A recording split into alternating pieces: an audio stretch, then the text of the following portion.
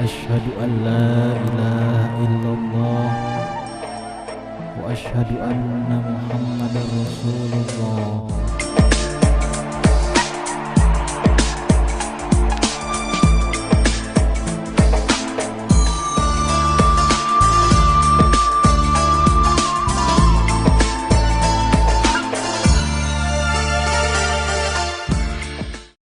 Bismillahirrahmanirrahim. Assalamualaikum warahmatullahi wabarakatuh. Apa kabar pemirsa? Mudah-mudahan saat ini kita dalam keadaan sehat walafiat dan dalam lindungan Allah Subhanahu wa Ta'ala. Sahabat surgaku, puji syukur kehadirat Allah Subhanahu wa Ta'ala yang telah memperkenankan kita bertemu pada kesempatan ini dalam sebuah acara yang mengajak kita untuk lebih mengenal keindahan Islam. Untuk itu, pada kesempatan ini telah hadir di studio bersama kita Jin Neto. Tidak salah ya saya menyebutnya? Jin Neto ya. Mohon maaf. Jin Neto ini sahabat surgaku adalah dahulu tahun 1996 ya, adalah seorang mu'alaf yang mengenal Islam setelah tiba di Indonesia. Beliau adalah seorang mu'alaf kelahiran New Zealand dan pernah menuntut ilmu di Brisbane. Dan saat ini menurut catatan yang saya baca, beliau sibuk dengan beberapa yayasan-yayasan yang bergerak dalam bidang pendidikan dan sosial. Betul. Apa kabar? Baik, alhamdulillah. Alhamdulillah. Nah, saya ingin tanya baiknya itu dulu dan sekarang itu seperti apa memaknai alhamdulillah saat menjadi seorang muslim dan sebelum menjadi muslim? Istilah alhamdulillah, iya, alhamdulillah itu seperti apa? Setelah merasakan nikmatnya menjadi muslim itu, kalimat puji syukur itu seperti apa menurut? Jadi saya diajarkan alhamdulillah itu kita berterima kasih kepada Allah yang menciptakan kita, dan juga diajarkan setiap kita mengucapkan alhamdulillah, Allah akan menambahkan nikmat yang kita rasakan di atas apa yang sudah ada.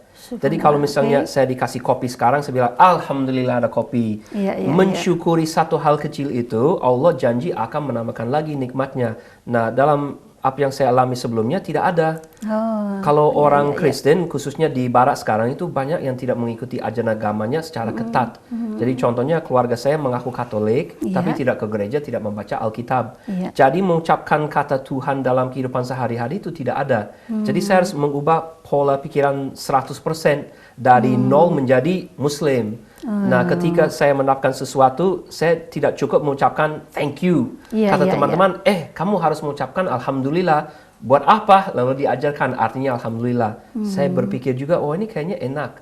Jadi diajarkan berzikir, awalnya saya tidak bisa sholat, saya tidak bisa membaca Al-Quran. Kata guru saya, kamu bisa berzikir atau tidak? Zikir gimana caranya? Begini saja, pakai tasbih atau tangan. Baca apa? Yang sederhana aja, alhamdulillah. Baca alhamdulillah sepanjang hari. Saya jadi kecanduan zikir. Jadi kadang saya pulang dari kantor, saya sholat, duduk, saya bisa berzikir 1 jam. Cuma baca alhamdulillah terus. Jadi terasa bahwa nikmatnya menjadi seorang muslim itu merasakan kehadiran Allah benar-benar nyata ya. Sehingga apapun yang kita lakukan selalu harus mengingat untuk menyebut terima kasih dan puji kepada Allah. Sementara di keyakinan yang lama seperti apa?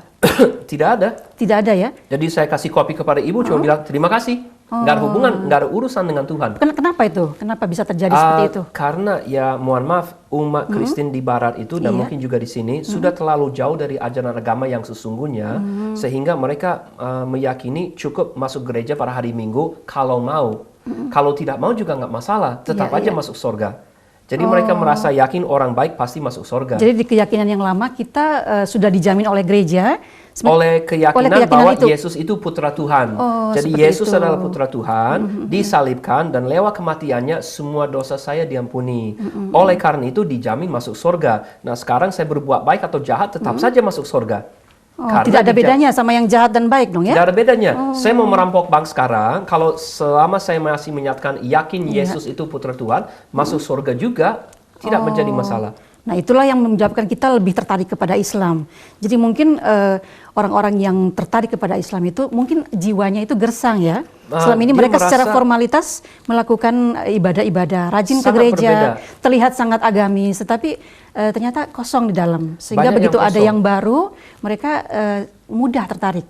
Seperti itu ya kondisinya ya? Betul, karena orang yang mempelajari Islam merasa kok apapun yang saya kerjakan ada kaitannya dengan Islam. Iya. Saya mau tidur ada kaitan dengan Islam, saya mau mandi ada kaitan dengan Islam, saya makan ada kaitan dengan Islam. Sebagian besar orang Kristen di luar negeri sekarang, karena keluarga saya Katolik dan Kristen, kalau kita melakukan sesuatu tidak ada hubungan dengan Tuhan atau gereja.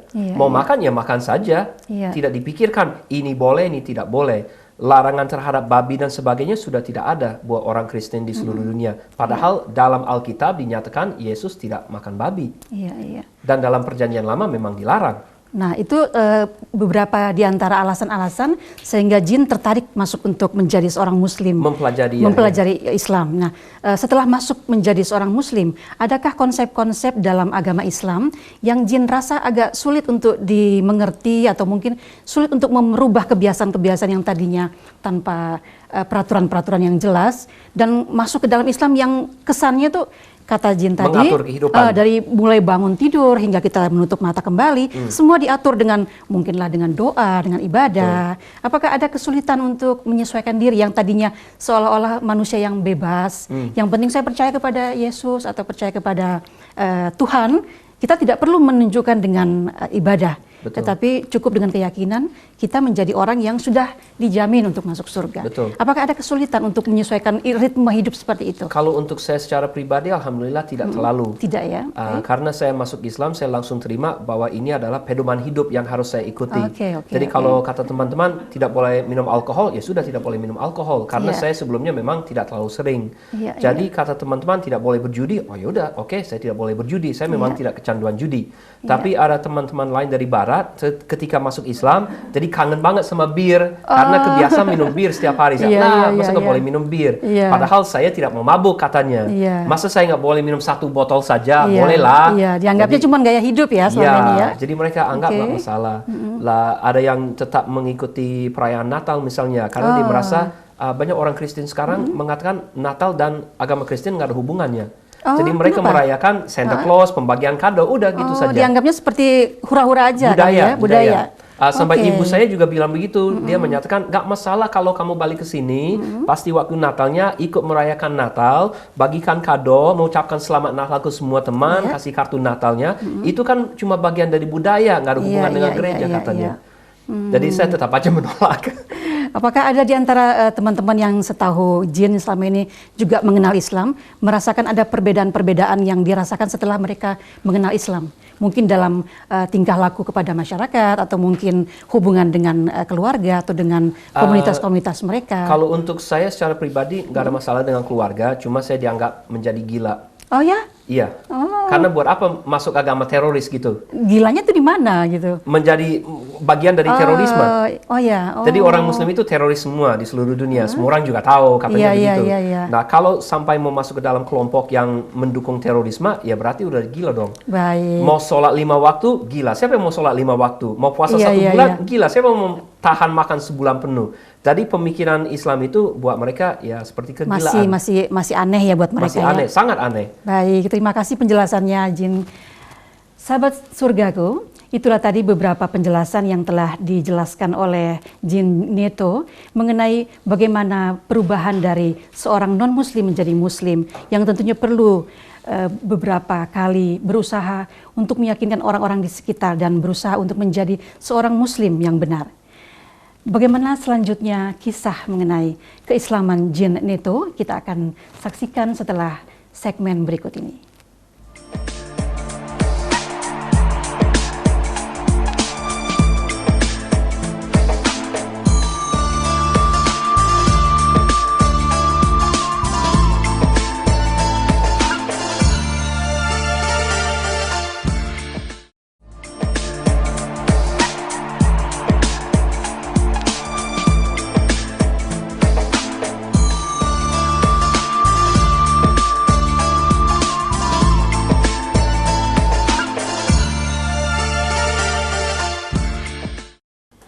Sahabat surgaku, setelah tadi kita mendengarkan penjelasan Jin Neto mengenai perbedaan budaya antara sebelum dia menjadi muslim dan setelah menjadi muslim, selanjutnya akan kita gali lagi bagaimana sebenarnya perbedaan konsep antara keyakinan beliau sebelumnya dan keyakinan Islam yang saat ini sedang diyakini oleh beliau. Nah, Jin, mengenai konsep agama ya, tadi kata Jin dari segi budaya saja sudah beda. Nah, dari segi konsep ada nggak yang menonjol antara Islam dan agama sebelumnya yang kira-kira kalau kita berdakwah kepada selain Islam itu bisa kita jadikan bekal sehingga saya pun misalnya bertemu dengan siapa saja yang saya tahu non-Muslim, yang saya tahu ya minimal ya ekspatriat yang seperti Jineto itu membuat mereka tuh cepat untuk tertarik kepada Muslim. Apa sih yang mereka cari dalam hidup ini sehingga kita bisa mudah untuk mendakwakan Islam kepada mereka? Oke, saya sesudah masuk Islam malah lebih kuat mempelajari agama Kristen daripada sebelumnya. Oh ya? Jadi waktu masih di SD saya mempelajari Islam, mempelajari agama Kristen. Saya merasa yakin ajaran Kristen tidak masuk akal, jadi saya tinggalkan. Nah, saya stop pelajarannya di situ. Sesudah saya masuk Islam, saya balik lagi ambil Alkitab, khususnya Perjanjian Baru, dan saya mempelajari lagi dan mempelajarinya secara dalam. Jadi seluruh Perjanjian Baru sudah saya baca sekarang ketika dewasa dan Muslim. Oh, jadi artinya, maaf saya potong ya, artinya dengan masuk Islam justru menjadikan Jin lebih tertarik lagi untuk mendalami agama sendiri. Untuk memahami kenapa saya bisa yakin ini tidak berasal dari Allah. Jadi saya mau membuktikan terhadap diri sendiri terlebih dahulu bahwa ini tidak bisa diikuti dan saya tidak salah pilih masuk Islam. Luar biasa sekali ya. Jadi harus ada konfirmasi untuk pindah dalam satu keyakinan ke keyakinan berikutnya. Tidak cuma asal ikut aja atau katanya atau mendengar. Harus malah menurut saya harus dibandingkan. Harus dengan logika ya. Betul. Jadi saya memberikan yang sederhana saja. Ini masalah validitas. Saya ambil 4 nabi yang utama. Nabi Ibrahim, Nabi Musa, Nabi Isa. Kalau kita mau bicara dengan orang Kristen, kita sebut saja Yesus. Karena sesuai dengan Alkitab mereka. Kalau kita menyebutkan Nabi Isa, mereka anggap orangnya berbeda. Jadi sengaja saya menyebutkan Yesus karena nama dia dalam Alkitab sudah diubah. Jadi Nabi Ibrahim, Nabi Musa masih sama namanya. Ya sudah, yang ini kita sebutkan Yesus saja biar mereka tenang. Yang terakhirnya Nabi Muhammad. Ketika ada Nabi Ibrahim kan diganti dengan Nabi Musa. Orang Kristen terima, orang Yahudi terima. Ketika Nabi Musa diganti dengan Yesus, orang Yahudi menolak. Mereka menyatakan, loh kita cukup Ibrahim, Musa stop di sini saja. Ada Nabi Daud, Nabi Sulaiman dan sebagainya. Tapi kita fokus pada 4 yang besar. Ibrahim diterima, Nabi Musa diterima, Yesusnya ditolak oleh orang Yahudi. Mereka bilang, stop, kita nggak mau ada Nabi sesudah ini. Orang Kristen menerima Nabi Isa atau Yesus. Lalu ketika munculnya Nabi Muhammad SAW, orang Kristen juga bilang, ayo kita stop, nggak mau ada Nabi lagi sesudah ini. Berarti mereka pilih-pilih sendiri Nabi mana yang mau diikuti. Kalau kita mau menjadi orang yang taat pada Tuhan Yang Maha Esa yang menciptakan alam semesta, kan haknya dia. Seluruh alam semesta milik dia. Kalau dia bilang, aku adalah pemilik tempat ini aturannya untuk masuk, ikuti aturan itu, berarti kita harus tanya, oh kita mengikuti siapa? Kata Allah, Nabi yang valid sekarang Nabi Muhammad SAW. Kalau tidak mengikuti dia berarti udah salah. Ini contoh sederhana. Ibu ke bandara sekarang bawa paspor sama tiket pesawat ya atau tidak? Iya, pakai. Kenapa dipakai? Karena kita ingin ada panduan kan ya? Ada kewajiban membawa tiket pesawat untuk naik pesawat. Kalau keluar dari wilayah imigrasi Indonesia wajib bawa paspor. Gak bisa menyatakan saya tidak mau. Kalau karena itu ibu sudah peraturan ya. Ada aturan sudah dan diatur. Pemilik bandara dan pemilik imigrasi bukan kita. Jadi ada aturan mainnya terhadap pemilik tempatnya. Ibu masuk ke dalam Dufan boleh nggak asal masuk atau beli tiket dulu? Beli tiket dulu kan ya. Kalau ibu tidak mau bayar harganya? Ya kita tunggu di luar jadinya. Berarti nggak bisa masuk nggak bisa kan? Masuk. Ada pemiliknya. Jadi dalam semua hal yang kita lihat di dunia ini ada pemiliknya atau ada yang berkuasa, baik itu pemerintah atau suatu lembaga. Kalau tempat seperti Dufan ada pemilik mutlaknya, masuk ke dalam sana berarti kita taat sama aturannya dia. Nah kalau dalam urusan agama, orang Yahudi milih 2 nabi, lalu mereka menolak yang sesudahnya. Orang Kristen memilih 3 nabi, menolak yang sesudahnya. Mereka tidak bertanya mana yang valid. Ini sederhana. Kalau datang ke bandara, tidak bawa paspor, tidak bawa tiket pesawat, bisa nggak naik ke atas pesawat dengan menyatakan, saya orang baik-baik saja, terserah saya mau bawa tiket pesawat apa tidak, terserah saya bawa paspor atau tidak, jangan menolak saya naik pesawat dan terbang ke Eropa. Bisa nggak saya melakukannya? Ya tentu tidak bisa ya. Tidak mungkin. Kita harus taat kepada dan aturan. tidak masuk akal. Ya, Tapi betul. dalam ranah agama, orang datang kepada Tuhan Yang Maha Esa. Tuhan Yang Maha Esa, emang saya harus mendengarin engkau? Emang nabi ini dari siapa? Kan saya sendiri boleh pilih-pilih. Ini tidak masuk akal. Ya. Jadi orang Kristen itu yang merasa stop di Nabi Isa atau Yesusnya, itu udah salah karena tidak melihat mana yang valid, mana yang tidak. Begitu juga orang Yahudi. Mereka lebih parah lagi. Nabi Isa sama Nabi Muhammad sudah ditolak sama mereka. Dua nabi loh. Ya. Datang menyatakan, saya Nabi Allah, saya melakukan mujizat di depan mata supaya kalian yakin kekuatan Allah sudah ditaruh di tangan saya. Percayalah. Dan mereka menyatakan, gitu aja, kita mau sama Nabi yang sebelumnya kok. Ini yang baru, yang datang, yang valid, kita nggak mau terima. Tapi di Alkitab mereka itu kan juga memuat beberapa nama-nama nabi dan konsep-konsep ajaran Islam juga ada di ajaran mereka. Tentunya mereka mengatakan bahwa itu kan bisa-bisanya orang Islam aja, supaya kita itu diajak untuk mempercayai bahwa inilah agama terakhir. Karena banyak juga aturan-aturan dalam Islam juga ada di mereka. Cuman anehnya kok tidak dilaksanakan seperti itu. Tidak dilaksanakan dan Kenapa mereka juga itu ya? tidak tahu asal-usulnya dari mana. Jadi kalau misalnya kita duduk membandingkan Al-Quran dengan Alkitab, Al-Quran itu jelas asal-usulnya. Dalam hadisnya dijelaskan, sejarahnya jelas. Setiap ayat yang diturunkan kepada Nabi Muhammad SAW dihafalkan di saat itu juga, dicatat ada juru tulisnya. 4 sahabat Nabi jadi juru tulis, dan sesudah Nabi wafat, ayat yang sudah ditulis itu dan juga dihafalkan dikumpulkan menjadi satu kitab, sejarahnya jelas. Coba tanya sama orang Kristen, Alkitab ini dari mana asalnya? Malah banyak versi malah kan saya. Loh, dari sahabat Yesus katanya. Oke, sahabat Yesus yang mana? Kapan dia menulisnya? Mana sisa-sisa yang lama? Siapa yang menghafal Alkitab? Tidak ada yang hafal. Iya, betul. Karena pada saat Yesus bicara itu, ada orang yang mendengarkan, lalu dia membawa ke daerah yang lain, lalu nggak tahu prosesnya bagaimana, bahasanya Yesus berubah, diterjemahkan menjadi bahasa Yunani. Padahal Yesus tidak menggunakan bahasa Yunani. Yang menerjemahkan siapa? Jangankan yang menerjemahkan, yang menulis aslinya siapa? Ini tidak diketahui dan ahli agama Kristen mengakuinya sendiri. Jadi orang yang menulis ini tidak diketahui, orang yang menerjemahkan tidak diketahui, dan sekarang perjanjian baru tersisa 5.000 salinan di Vatikan dan semuanya isinya beda-beda. Dan diakui oleh ahli agama Kristen. Jadi ini artinya histori dari Kristen itu sendiri sebenarnya terputus ya? Tidak jelas. Tidak jelas ya, sangat beda dengan Islam yang jelas mata rantai periwayatannya dan sampai dan malah dihafal kan Al-Quran sampai saat ini. Itu dari segi historinya. Mengenai konsepnya bagaimana, Jin? Apakah memang sama atau ada perbedaan yang sangat nyata ada beberapa ayat dalam Alkitab yang kalau dibaca teksnya persis sama dengan ayat di dalam Al-Quran, dan itu membuat saya kaget. Tapi sekaligus masuk akal karena tidak mungkin seluruh ajaran Nabi Isa itu dihilangkan 100%. Jadi ada beberapa pepatah atau kalimat dari Nabi Isa yang memang dilestarikan dan ada di dalam Alkitab. Tapi sebagian, bukan semuanya. Tidak semuanya. Baik, menarik sekali penjelasan Jin Neto mengenai perbedaan konsep antara Islam dan agama-agama sebelumnya.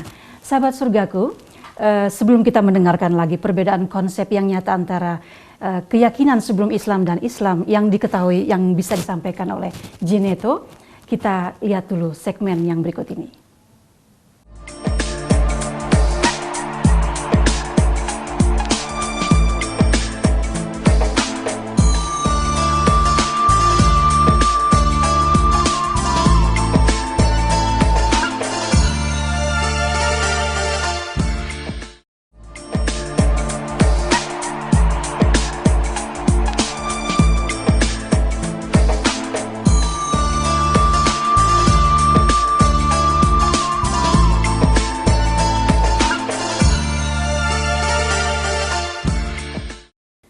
Sahabat surgaku, kini sampailah kita di segmen yang ketiga, dan di segmen ini kita akan membahas lebih lanjut lagi mengenai penjelasan yang sudah kita dengarkan sebelumnya.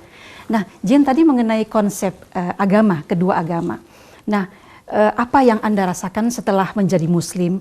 Konsep-konsep ini apakah mempengaruhi dalam pelaksanaan pengamalan dalam hidup, atau mungkin hubungan ke atas dan ke samping? Apakah ada perbedaan sebelum meyakini konsep yang ada dalam Islam atau yang ada dalam Kristen atau agama sebelumnya? Kalau saya lihat ajaran agama Kristen dengan ajaran Islam, sebenarnya banyak kemiripan. Banyak sebenarnya. Maksudnya kalau kita berasumsi sebagian dari isi Alkitab benar-benar adalah hal yang diucapkan oleh Nabi Isa, sebagian. Jadi kita tidak boleh menafikan juga juga bahwa kitab itu kita anggap salah semuanya ya? Tidak mungkin salah juga semua, ya? Karena mungkin ada manusia yang dikasih hidayah dari Allah sehingga dia mengingat beberapa ayat yang penting dan akhirnya diterjemahkan menjadi bahasa Indonesia, bahasa Inggris. Jadi kita ambil beberapa contoh hal-hal yang diucapkan oleh Nabi Isa atau yang disebutkan Yesus itu sama dengan yang diucapkan oleh Nabi Muhammad SAW. Jadi kita melihat kemiripannya, loh kedua orang ini menyatakan hal yang sama sebenarnya. Tapi orang Kristen tidak mengikuti Nabi Isa, mereka menciptakan agama sendiri. Implementasinya beda ya? Implementasinya beda. Dan sayangnya banyak orang Islam juga tidak mengikuti apa yang dinyatakan oleh Rasulullah SAW. Mereka bukan menciptakan agama baru, cuma tidak mengikuti saja. Contohnya di dalam Al-Quran itu tidak ada ayat yang menyatakan silakan kamu menjadi kaya dan membelikan mobil sport sebanyak-banyaknya untuk mengisi garasi kamu dan membiarkan anak yatim di sebelah mati dalam kemiskinan. Ayat seperti itu tidak ada. Yang dinyatakan adalah bersedekah. Tahukah engkau orang yang mendustakan agama, diakah orang yang tidak menghargai anak yatim dan menolak memberi makanan orang miskin. Itu kan surah Al-Maun ayat 1 dan 2. Banyak orang hafal itu dalam bahasa Arab tapi tidak membaca terjemahannya. Saya baru ceramah berapa hari yang lalu, berapa minggu yang lalu, saya menyebutkan ayat itu dan saya sudah tahu bahasa Arabnya, tapi sengaja saya tidak mengucapkan. Kan saya baca dalam sholat juga. Salah satu ayat kesukaan saya. Tahukah engkau siapa yang mendustakan agama? Ialah yang menghardik anak yatim dan menolak memberi makan orang miskin. Saya tanya, ini ayat berapa? Ayat apa? Dari surat mana? Semuanya begini. Ini ayat apa? Ini surat apa ya? Mereka cuma menghafal aja taunya ya? Hafal aja bahasa Arabnya, tapi mereka tidak mengerti artinya, tidak isinya seperti itulah. Okay. Saya menyatakan kepada mereka, anak yatim dihardik saja dilarang. Dinyatakan sebagai orang yang mendustakan agama kalau sebatas secara lisan menghardik. Apalagi tampar, pukul, dan tidak memberikan makan atau tidak antar ke dokter. Sangat jauh dengan ajaran Nabi. Sangat jauh. Jadi Jin mau menyampaikan bahwa seandainya orang Islam seperti itu tidak jauh beda dengan agama sebelumnya ya. Begitu. Karena agama sebelumnya itu ya, sangat banyak ya Alkitabnya. Bedanya, sampai 5.000 tadi katanya. Bedanya orang Kristen itu tidak mengikuti apa yang dikatakan oleh Nabi Isa atau Yesus dan mereka membangun agama baru. Nah, orang Muslim tidak membangun agama baru, tetap taat sholat, puasa, syahadatnya sama semua, Al-Qurannya sama semua, tapi isinya juga tidak sesuai dengan yang diberikan oleh... Itu kenapa itu menurut Jin kan sudah lama, namanya 18 tahun sudah menjadi mu'alaf ya, mungkin sudah menjadi Muslim. Kalau saya harus nebak, mungkin ya mohon maaf ya, salah pendidikan. Jadi saya lihat ini cara menyampaikan ajaran Islam mungkin ada sedikit yang keliru. Tapi sebelumnya kita balik lagi ke agama Kristen. Kenapa mereka bisa sampai menciptakan agama baru? Baru kita lanjut ke agama Islam. Kalau dalam agama Kristen ada contoh-contoh yang jelas diberikan oleh Nabi Isa dalam kitab, jadi kita sebutkan Yesus. Yesus menyuruh begini, orang Kristen tidak mau taat kepadanya, lalu menciptakan konsep Trinitas, itu yang paling kuat. Mereka kan mempunyai pemimpin tertinggi, Paus, apa tidak mengetahui ada ayat-ayat seperti itu di dalam Alkitab? Sangat tahu, mereka semua sangat tahu. Mengapa tidak dilaksanakan seperti itu? Nanti mereka nggak punya kekuasaan. Vatikan termasuk organisasi yang paling kaya di dunia. Paus itu bukan orang miskin, dia punya kekuasaan terhadap ratusan juta atau miliaran dolar di seluruh dunia. Jadi pada saat mereka mengetahui ini menyimpang dari apa yang dikatakan oleh Yesus, mereka tidak mau tahu, lanjutin aja status quo. Dan mohon maaf, umat Islam juga sama. Kalau dikatakan tidak boleh datang ke makam Wali Songo atau untuk ziarah di situ dan berdoa berhadapan dengan makamnya, tetap saja dilaksanakan. Padahal ustadz di mana-mana sudah menyatakan ini syirik. Ada yang bawa botol air, taruh di atasnya, doa ini tolong isi airnya. Banyak yang segitu ya. Ada guru saya ziarah dibilang itu jemaah yang berharapan di situ dibujuk untuk berputar dan menghadap kiblat karena semuanya menghadap kuburan. Jadi seolah-olah kita mempercayakan nasib kita kepada yang sudah tidak ada. Padahal itu dilarang dalam agama kita. Dilarang. Kan? Jadi ini tidak mengikuti contoh Nabi. Nah, orang Kristen melebihi itu menciptakan agama malah menciptakan yang baru. Ada orang Kristen meyakini ada yang namanya Trinitas. Tunjuk saja. Ini kasih Alkitab, buka Alkitab menunjukkan kata Trinitas kepada saya dari perjanjian barunya. Tidak ada. Kenapa tidak ada? Coba satu kalimat dari Yesus menyatakan, aku bagian dari Trinitas. Ada aku, ada Tuhan, ada Roh Kudus dalam sebuah Trinitas. Tidak ada kalimatnya.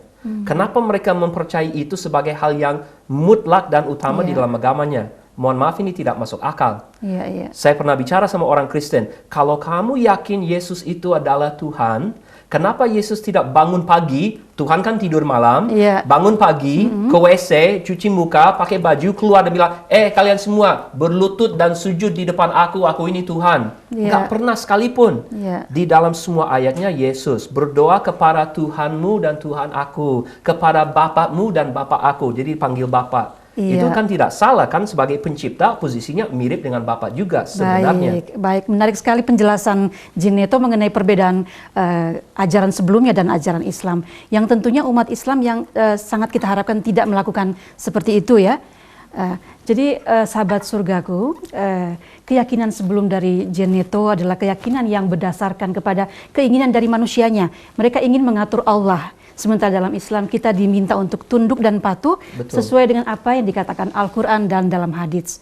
Nah, untuk orang-orang yang saat ini sedang melaksanakan hal-hal seperti itu yang sedikit menjurus kepada kekafiran ya, kita bisa bilang seperti kekafiran ya, karena tidak meyakini apa yang ditetapkan oleh Allah. Nabi. Atau mungkin mereka milih-milih antara ini yang saya suka, ini nggak suka. Ya, betul. Sholat mau pakai jilbab, terus begitu selesai sholat yang dilepaskan. Yang pada di sini ya? Maaf Bu, itu puasa tapi tidak sholat. Ada juga seperti itu ya? Bukan banyak sekali. Mungkin mereka sama dengan keyakinan yang sebelumnya bahwa cukup dengan mengucapkan asyhadu alla ilaha illallah wa asyhadu anna suasana Muhammad. Puasa udah jadi bagian dari budaya. Yes. Ayo nih waktu puasa kita buka puasa Apakah bersama. itu juga ada dari peran dari pemuka agama?